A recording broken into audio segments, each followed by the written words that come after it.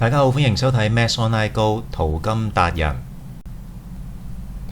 睇返禮拜一開市之後啦，咁一開始就向下跌到3295，咁但係好快咧，突然間有段動能咧就升穿返呢個前頂，呢個1小時圖嚟嘅。咁前一個禮拜啦講過，假如佢價格未到呢一個明顯支持位3280之前，回返上去呢一個前底3339嘅時候啦，咁睇下有冇啲反彈嘅嘢做啦，因為始終佢本身呢兩段動能都幾強嘅，咁睇下會唔會延續到個下跌趨勢啦。咁之後去翻3338呢個位嘅時候呢，咁開始出現反彈嘅，咁望望細圖睇下有冇機會啦。係啦，咁反彈之後呢，其實都係跌穿咗呢一個3327呢個結構啦，呢個15分鐘圖。咁回測咗個前底之後再落多一下嘅，咁但係呢一個朝頭早7點幾應該都冇人咁早起身炒嘢㗎啦。咁落到去之後啦，咁正常都係諗繼續 lower high lower low 咁樣跌落去啦。咁但係呢，去到晏晝12點零嘅時候啦，突然間出咗一段好明顯嘅上升動能，升穿翻個下跌結構係啦。咁出現咗個 high low 係啦。咁呢個時候呢，就會諗可能佢會做收窄呢個叫做收窄三角，上行收窄三角或者上行震盪。咁最後就升穿埋呢一個阻力位3339係啦，但係呢又即刻跌翻穿，咁而且個力量都幾明顯嘅。咁當跌翻穿嘅時候呢，咁留意翻啦，呢度有個發力位啦，咁呢啲可能報佢反彈向下呢，短線都可以諗嘅係啦。咁但係你要睇翻呢度動能上去有幾強喎。咁其實你炒嗰個範圍呢，就局限咗喺呢一個上行震盪入邊噶啦。咁去到禮拜三朝頭早7點係啦，咁出現咗明顯啦，呢一個係一個假突破向上係啦。咁出咗呢段動能又升穿翻呢啲結構嘅時候呢，咁喺呢一個支持位呢，又要預備啦，3327呢個前頂又係一個明顯嘅位置嚟嘅，因為行緊上行震盪啦，咁你其實傾向上做呢會比較有優勢。不過呢，喺佢回調落嚟之前啦，就有個都唔錯嘅機會嘅。呢個1分鐘圖，等啊，係啦。咁1分鐘圖呢，會見到價格翻上嚟呢一個阻力位3335下面做咗個橫行，呢度係啦，兩頂兩底橫行。咁橫行喺呢一個朝頭早9點19分嘅時候呢，出現咗突破啦，跟住回測啦，向上再出動能，不過失敗咗，跌穿翻呢一個位係啦。咁呢一個呢，雖然你唔係話急升急跌，即係假突破嗰一種啦，咁但係呢一種咁樣呃完人上去，但係又上唔到跌翻落嚟呢，咁有機會行翻深少少先嘅。係啦，咁如果你咁啱短線朝頭早9點幾咁樣啱翻工又見到嘅話，咁你可以試下嘅。係啦，咁攞翻可能針頂或者附近呢度做防守啦。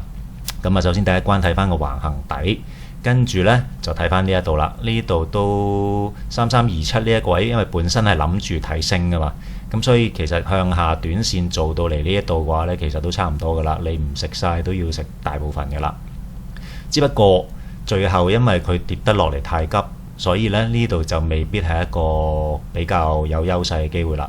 若果佢係震住落或者可能即係冇咁急嘅話，打斜咁樣跌落嚟嘅話呢，咁呢個位呢，可能你可以直接掛盤向上試嘅，因為佢呢度出咗假突破係啦。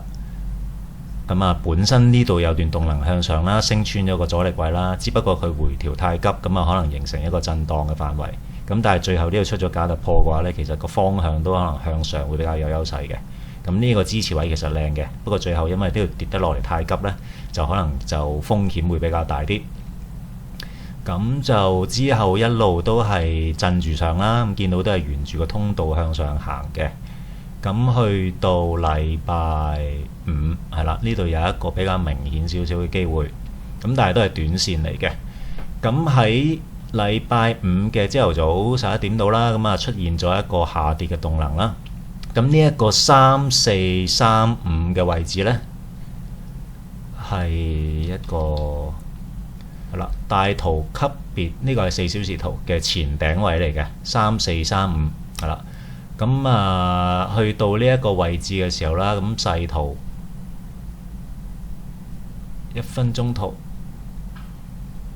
係啦，咁呢度出現咗一段好明顯嘅動能啦。咁跌穿翻，咁去翻呢一個雙底呢一個位係啦。咁因為都驚佢會咁樣一路震完之後繼續向上行嘅。咁但係呢，即係呢一個支持位啦。但係最後呢，佢係以一個震盪形式就磨穿咗呢一個支持3422呢一個位係啦。咁可以短線呢就睇翻向下先，咁有機會回翻深少少嘅。咁下行震盪完之後啦，呢度又出咗一個兩頂一底，未算係橫行區嘅呢一個。咁但係都因為有兩個頂嘅關係啦，佢喺2:40嘅時候啦，呢度好明顯啦，一個下行震盪向上大陽燭去翻呢個雙頂位，但係呢，即時呢由一支大陰燭跌翻穿，咁呢啲都當假突破噶啦。咁最好當然係跌穿埋呢一個位先試啦。係啦，咁我心急啲，可能出咗大陰燭，其實即刻就試噶啦。咁就諗住會跌深啲啦。咁第一關都係睇翻呢一個潛在嘅橫行底先啦，3418呢個位。咁呢個位都跌穿埋，咁就橫行1:1，咁咁啱真係去到橫行1:1呢個位就反彈啦。咁之後打咗個雙底啦，但係都仍然係一個震盪嘅區域嚟嘅。咁就去到係啦，現價呢就3432。咁喺小時圖啦，1小時圖望到啦，禮拜五佢升穿呢個前頂3402嘅時候呢，係以大陽燭嘅姿態咁升上去嘅，動能係明顯強噶啦。咁收市前呢，都未有話好大嘅下跌動能，一嘢跌穿翻呢一個3402呢個範圍，而係喺呢度選擇震盪，兼且呢，睇細少少15分鐘圖。見到佢係有啲上行收窄嘅意味嘅，即係呢度有不斷嘅 high low 啦，推緊上去。咁預計可能都係向上行先，係啦。咁唔知會唔會行一個楔形，即係可能到時再向上爆多一下，跟住先急抽落嚟啊？或者睇下到時向上嘅動能會唔會係好大？若果到時向上嘅動能係比較明顯大，同埋回調唔強嘅話呢，咁可能呢啲3、4係啦，呢啲前頂嘅範圍要留意啦。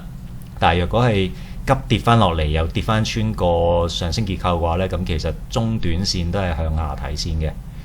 咁若果睇上嘅話呢，會建議頭先所講啦，大力向上升穿呢個範圍，然之後回調唔強，咁喺呢啲前頂位部啦。又或者可能週一開市之後，佢呢度向下行先嘅，咁可以留意呢一個位。呢個呢就突破前頂位置啦，又係呢一個升段嘅0.618，咁價格3403啊，你當3400呢個範圍啦。咁如果回調唔強嘅話呢，即係向下動能唔強嘅話呢，咁細圖喺呢啲位部睇下冇啲反彈啦，因為佢有機會喺度震下先嘅。咁震完到時開邊就睇下向上定向下咯。咁向下睇就簡單啲，向下睇就等呢個位出假突破啦，或者有明顯大動能可能跌穿呢啲位，或者呢一個3412係啦。咁關鍵位呢，就呢一個係啦3400呢一個範圍。如果有動能跌穿嘅話呢，就有機會回翻深啲，有機會可能打翻落去3338啊，或者直頭落翻去呢個上行震盪底呢啲範圍都唔出奇嘅。咁睇下禮拜一到時點開啦。咁就今個禮拜咁多啦。如果覺得幫到手或者學到嘢嘅，咁可以 like 啊 share 同埋follow 啦。咁今個禮拜就係咁多，多謝晒各位，下個禮拜再見，拜拜。